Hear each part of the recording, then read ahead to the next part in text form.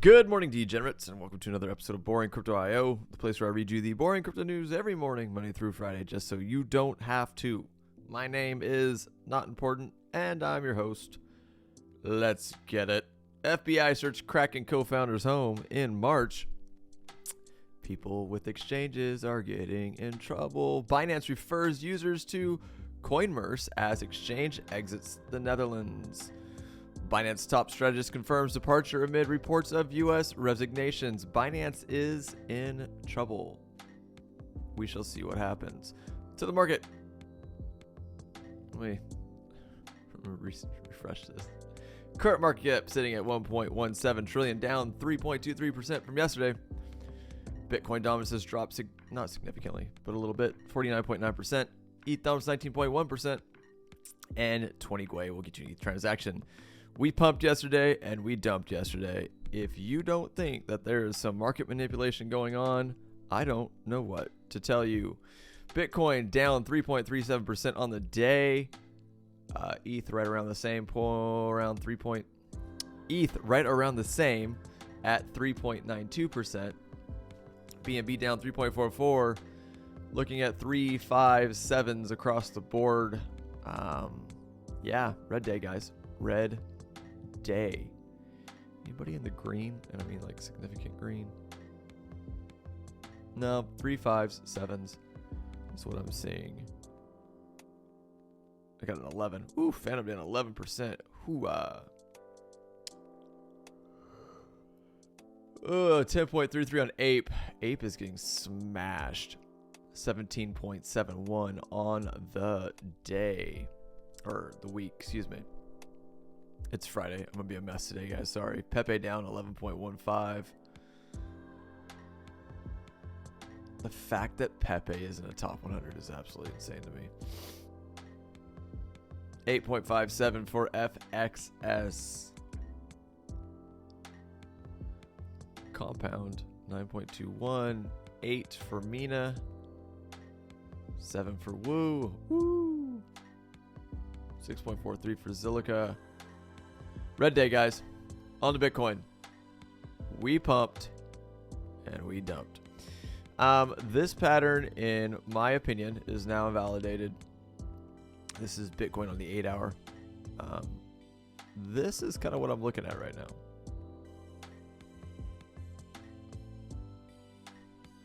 With bull traps.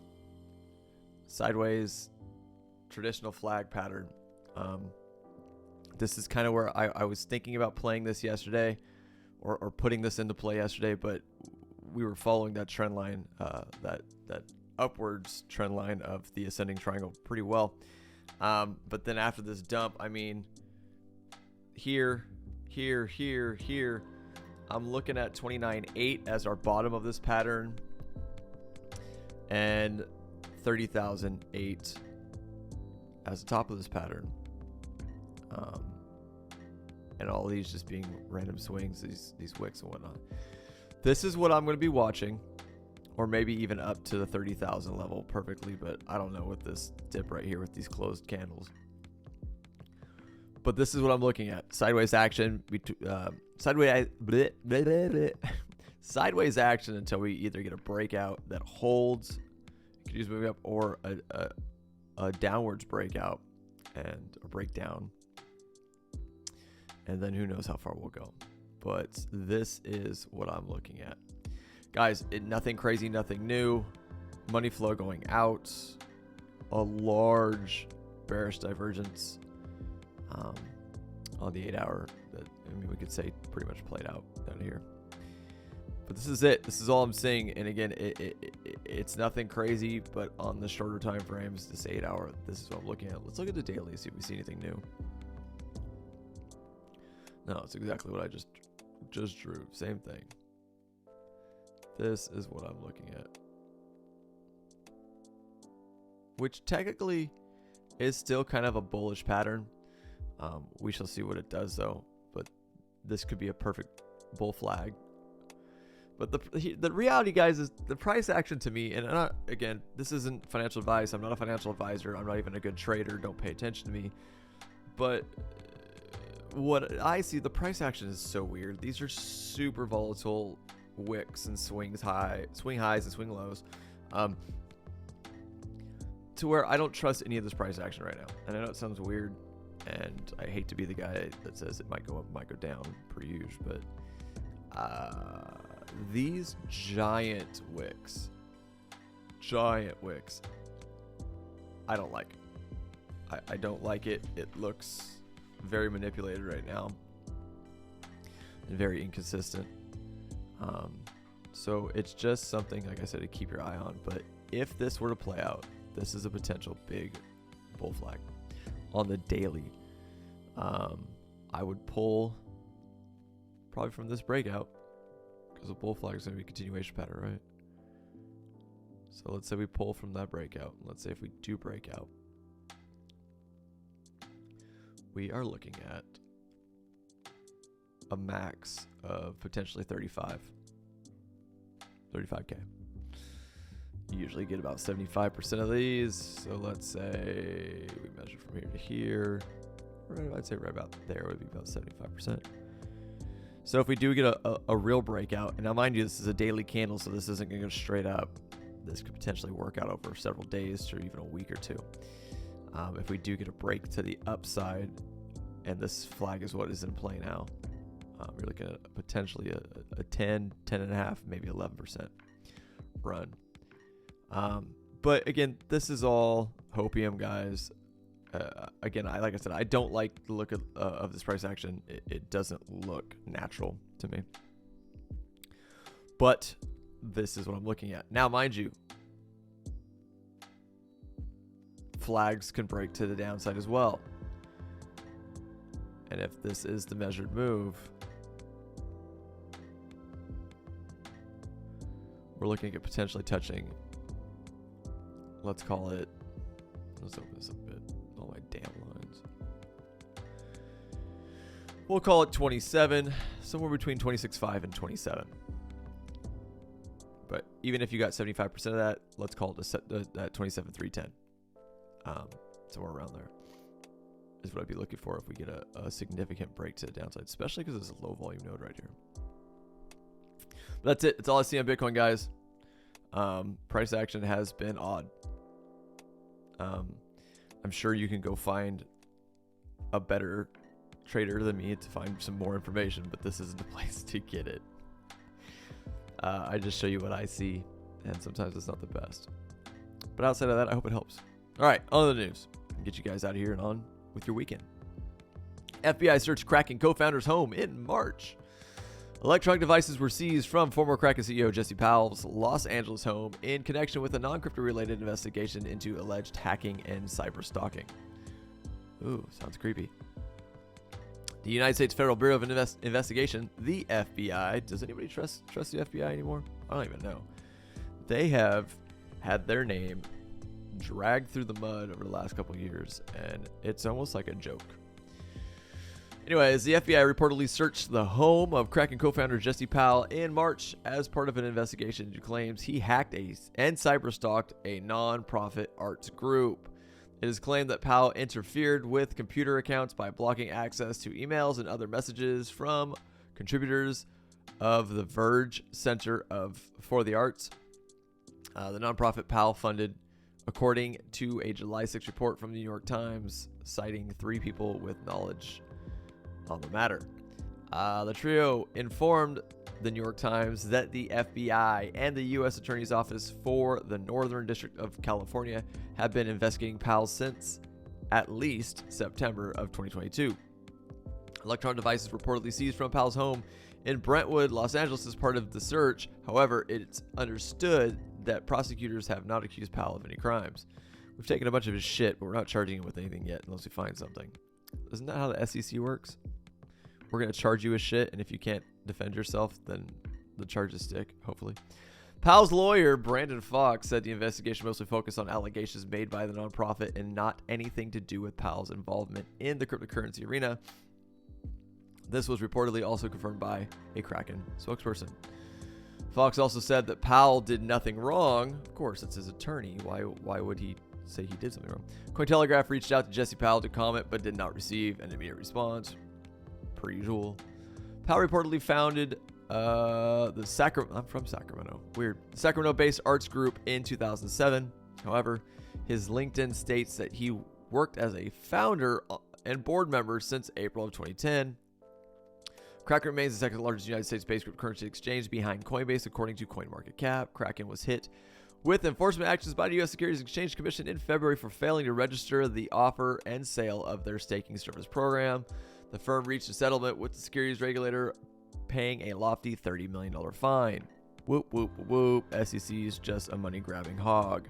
Because that's all. It doesn't matter. They don't really enforce anything. They just take your money once they find out you have some. I don't know. Big nothing burger, in my opinion. Let me know what you guys think. Comments down below. Moving on to Binance. Binance is in the news. And it's kind of looking wonky. A lot of people have recently been leaving. A lot of big names. And people are taking that as a potential negative, like they're seeing things behind the curtain that is making them uncomfortable, and that's why they're leaving. Binance refers users to Coinmerce as exchange exits the Netherlands. A reported hundreds of thousands of users based in the Netherlands will have the opportunity to move their assets to Coinmerce for free as Binance winds down operations. Global cryptocurrency exchange Binance has reached an agreement with Coinmerce to refer its users as the firm winds down operations in the Netherlands. In a July 6 blog post, Dutch crypto exchange Coinmerce said hundreds of thousands of users based in the Netherlands would be referred from Binance, giving them the chance to transfer their digital assets to the platform for free. Binance announced in June that it would be largely halting its services for Dutch users on July 17th, citing a failure to obtain a virtual asset service provider license in the country. We offer these users an equivalent platform that complies with all European laws and regulations, said Coinmerce co-founder Nick Smits van Ooyen. The transition will be smooth, and in consultation with Binance, we have made the transition for users as easy as possible. In April of 2022, the Central Bank of the Netherlands fined Binance Holdings roughly $3.3 million for offering crypto services without proper registration. At the time, the bank said the exchange had a very large number of customers in the Netherlands.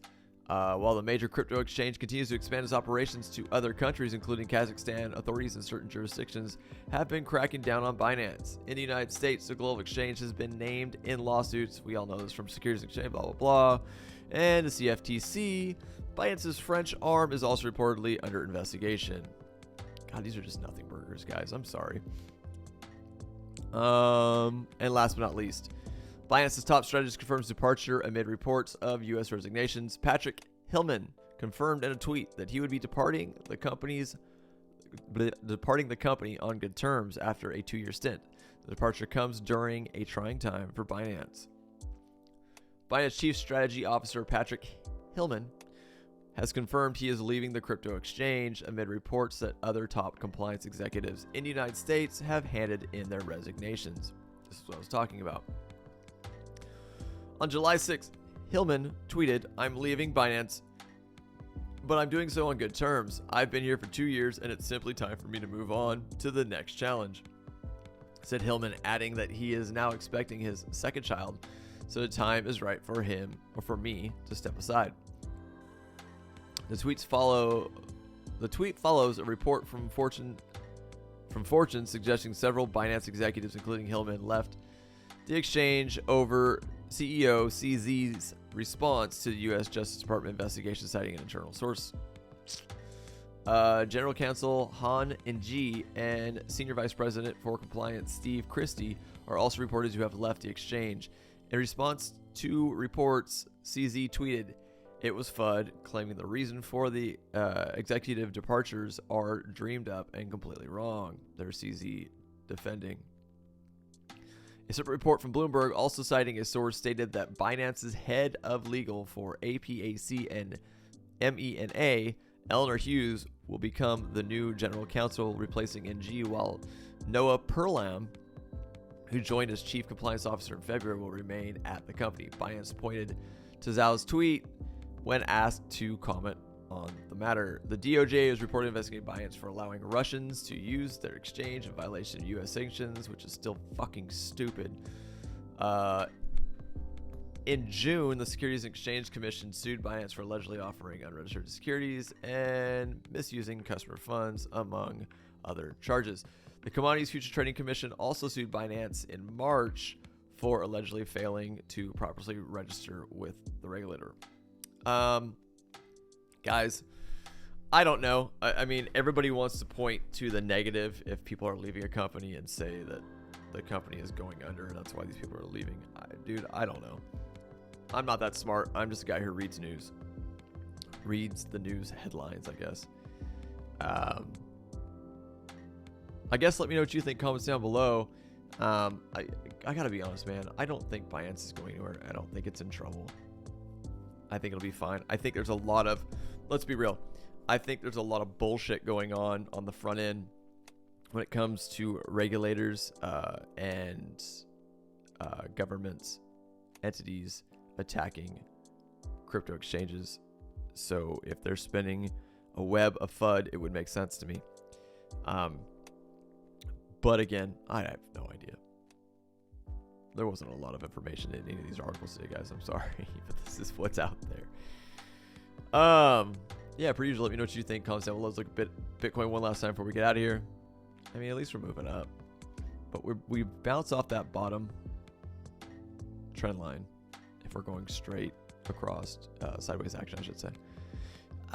Let's see how far it goes. I want to see if we can break back above the 30,400 level. If that 30,400 turns into resistance, the weekend might get sketch.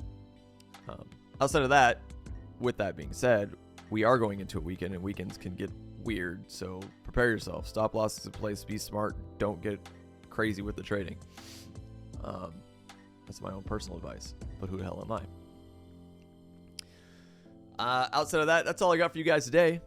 If you do enjoy the content I provide for you here every morning on Boring Crypto.io, please by all means subscribe to the channel. Turn on the bell for notifications so you know when I do post videos. Watch, like, and share the videos on all of your social platforms. Yeah, go enjoy your weekend. Per usual, go touch some grass. Get away from the charts, get away from the screen. Go enjoy your life. Go say hi to your family if you've been stuck in your office trading all week long. And I'll see you guys bright and early Monday morning. I am out of here.